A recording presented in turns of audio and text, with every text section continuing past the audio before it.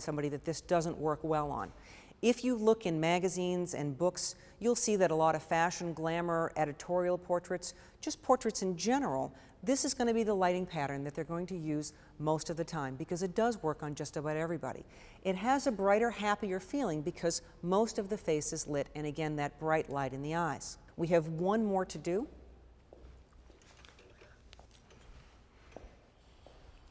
The butterfly light is directly onto the nose, and it's above eye level. You have to be careful with it going too high because again you'll start to get shadows under somebody's eyes. So you see that there's a little bit of shadow that goes directly under the nose, looks like a butterfly, hence the name. But also you see shading on the cheeks, on both sides of the cheeks. So it sculpts a little bit. It just kind of adds a little bit of dimension in here. Now, this is used primarily for glamour and fashion and mainly on women. We also call this the glamour light, the beauty light, the Hollywood light, the Paramount light.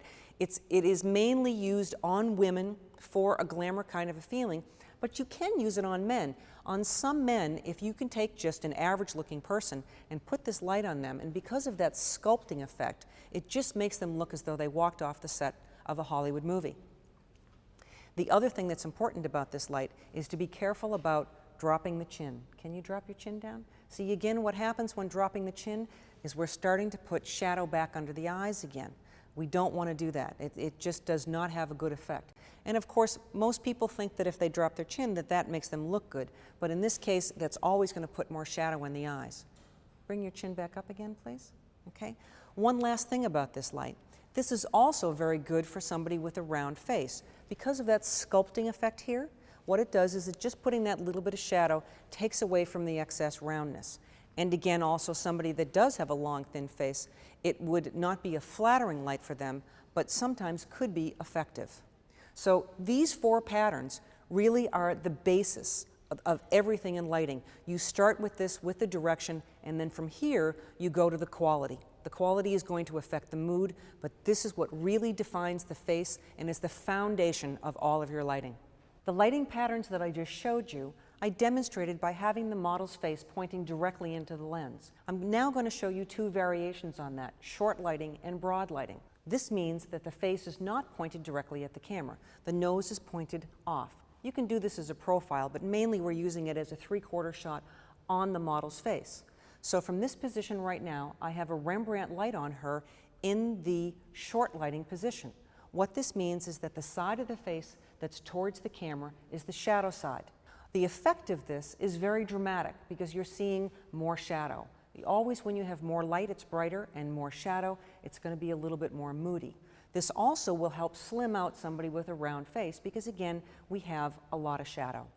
The broad light is the other variation on this. The face is still at a 3/4 angle to the camera so that you see most of one side of the face and a little bit of the other side of the face. In the case of the broad, the face towards the camera is the lit side, so therefore it broadens it out. You have a little bit of light falling on the other side of the face. The overall feeling is brighter, happier, but this is also really good for people with long, thin faces, since you're actually creating the illusion of widening them out.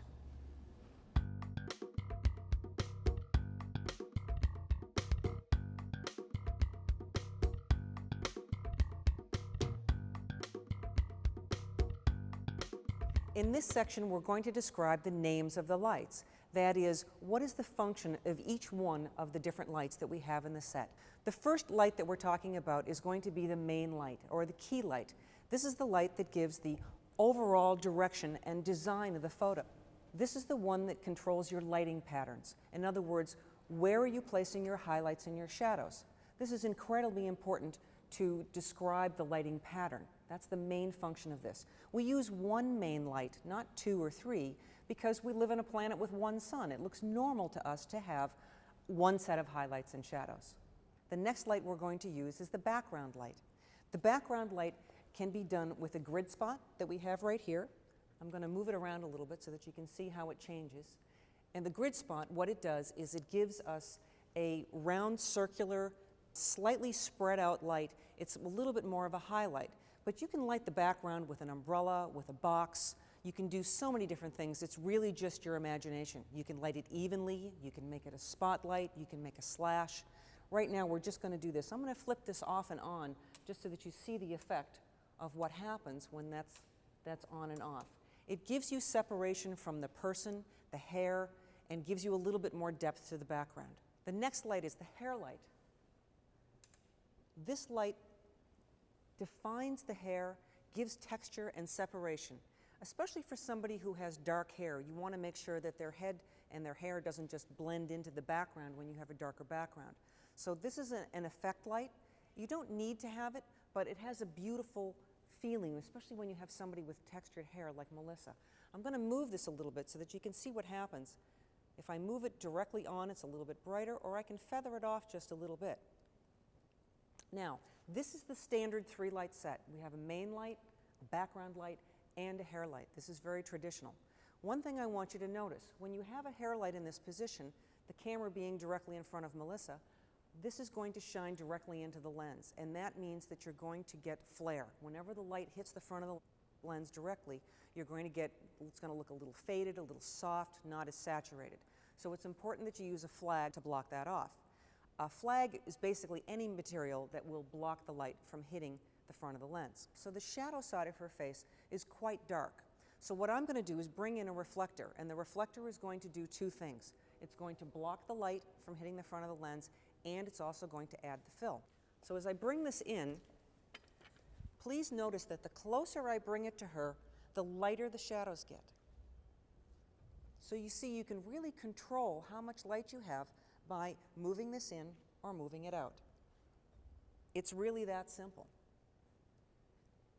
So once I let that be there, I can raise it up just a little bit, and now this is accomplishing two things at once. It's providing a lovely fill, and it also is blocking the flare on the lens.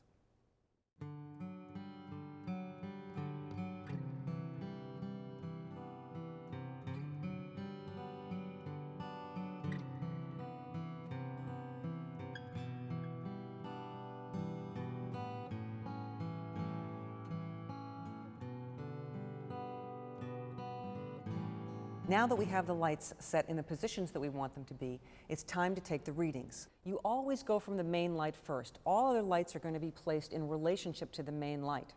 So we want to make sure that we get the bulb lit the same way that the subject is lit and put it right at the level of the face. You can put it under the chin, that's fine. Take that reading, and right there to start, that's 5/6. That's perfect. The painted background, we want it slightly out of focus. Now I need to take the readings for the other lights and find out what the relationship is and then adjust them accordingly. The hair light's a little tricky because the light is coming and skimming across. I don't want to take the bulb and point it back towards the light. That would be what it looked like if I was standing behind her, seeing her hair fully lit. From the camera position in the front, the light comes skimming across. So you want to hold the bulb on the hair just like that so the light hits the bulb as it's skimming across the top. Right now, that reading is 5/6/3. My main light was 5/6. So this is a little too bright. In general, we start with the hair light reading a half a stop to a stop less than the main light, depending upon how dark the hair is. Melissa's hair is fairly dark, so we probably like it about a half a stop less. I'm going to go over and adjust the light. Turn it down, and then you discharge it so that you get rid of the energy that's already been built up in the light. I take another reading. Okay, and that reading now is 4.5, 4.5. So now I'm going to go to the background light. Now I have to be careful from my camera angle as I'm coming through that when I take the reading for the background, again, I must go right to the background, and it should be reading right above her shoulder level next to her face. I take the reading there, and that's 5/6. 5/6 is a little too bright for this background. I don't want it to be that light. I'm going to take it one stop down. These travel lights are very easy to adjust, and that is f4. That's perfect. So now I'm ready to do my shot. To review, main light is 5/6, the hair light is 4.5, and the background light is f4. This is definitely a choice that you make. You need to take the picture and look at it and decide if the relationships are where you want them to be, but this is a good place to start. Now it's time to take some pictures. So I'm going to start off with one light.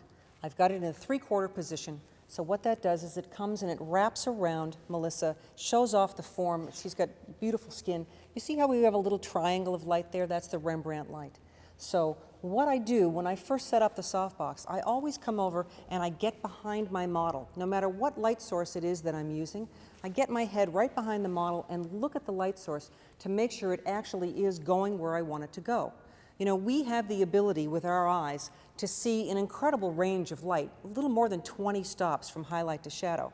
The film and the digital does not have that ability. So when we're over there looking back this way, we think that the light can be on the subject, but it's actually just kind of feathered off. So it's really important for your control to come over here and make sure that it is coming right where you are. So I'm going to start off and I'm going to do my reading, and I'm taking the reading just like that. I've got a little bit of shadow, and the light it looks on her is exactly the way that I have it on the bulb.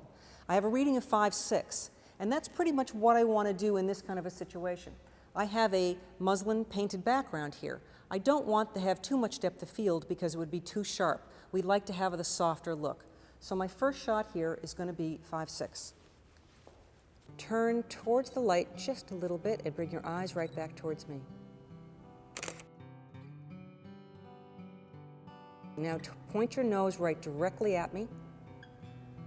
That's lovely. And I'd like that little bit of a head tilt where you tilt a little bit like that. That's beautiful. And I'd like one more if you would just turn and look right into the light. Lovely.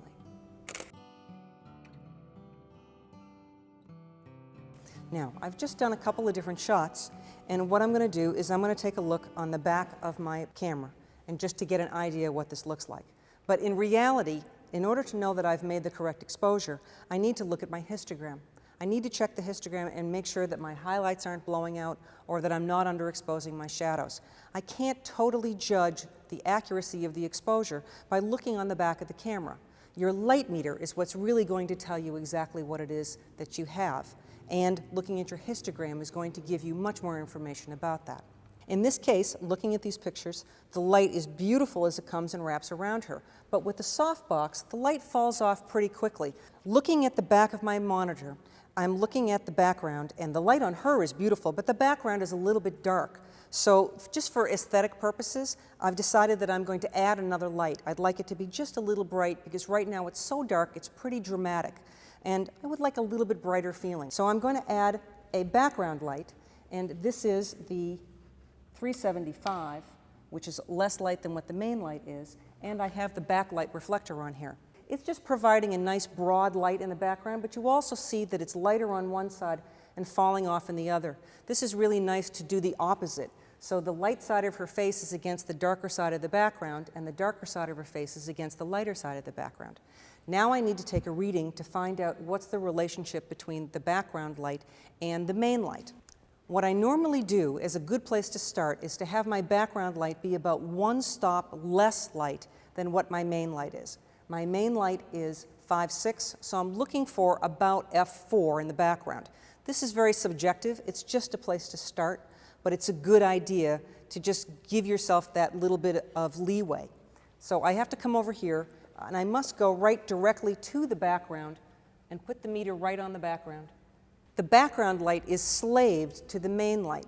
That's a photocell that reads when this light fires. The photocell that's in here triggers the flash that's in here. And since light travels at 186,000 miles per second, it basically all happens at the same time. So now I'm going to do my next set of pictures. My main light is still 5/6. My background is f4. The camera's always set to what the main light is, so my exposure still is at 5/6. Okay, Melissa, we're going to do a few more. And I'd like you to tilt your head this way again just a little bit and turn your nose towards the light just a touch.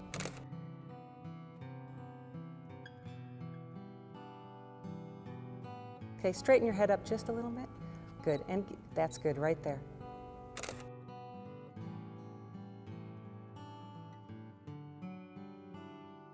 And I would like you to tilt your head this way a little bit. Beautiful. And chin up just a tiny little bit. Excellent.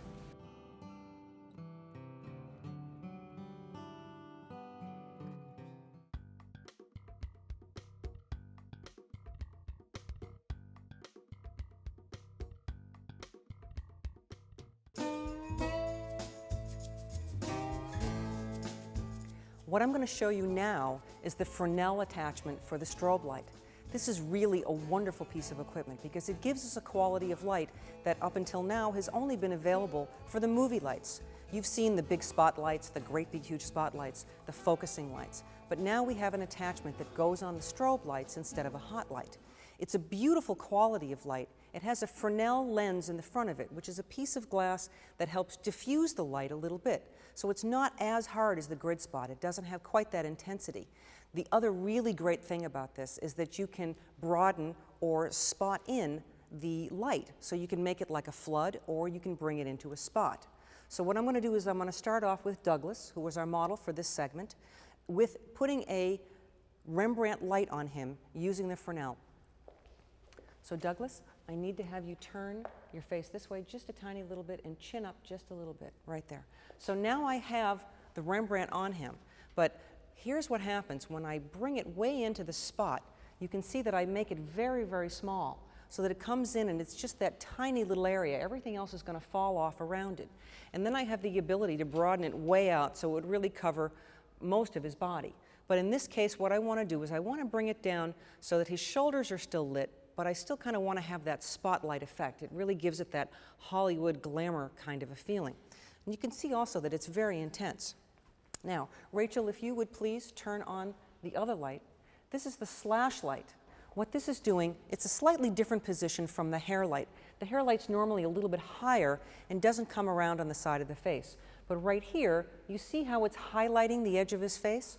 And what that does is it gives an outline and it adds drama. It's a little tougher kind of a look. You don't normally do this on a woman because it is kind of tough. You can if you're looking for something very dramatic. But normally it works really well on a man and it's great with somebody with an angular jaw.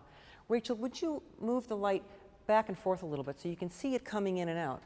See, that's great. So you see it, now it's gone. If you bring it back a little bit, it's more of a hair and then bring it right on. And there we go. Now we've got that slash. You can make this broader or shorter if you want. If you bring it more behind him, you'd have a little bit more of a fine line. If you bring it around the sides, you can make it a little bit broader. In this particular case, what I want is I want to have that Rembrandt light, and I want to be able to have the shadow down here, and then I also want to have that slash light coming in from the side. We do have a little bit of a background light that's up right now, and that's just to provide a little bit of separation. We've got that set so that it's fairly low. Now I'm going to take readings. For my main light, I have the Rembrandt light, and I'm going to take my main light reading right from the front, right here. It's very critical to be able to get this in the correct position because of the fact that this light is so focused. If you move your light meter too high or too low, you'll get a false reading. So you really should have it right about the chin. So I have a reading here of 5/6.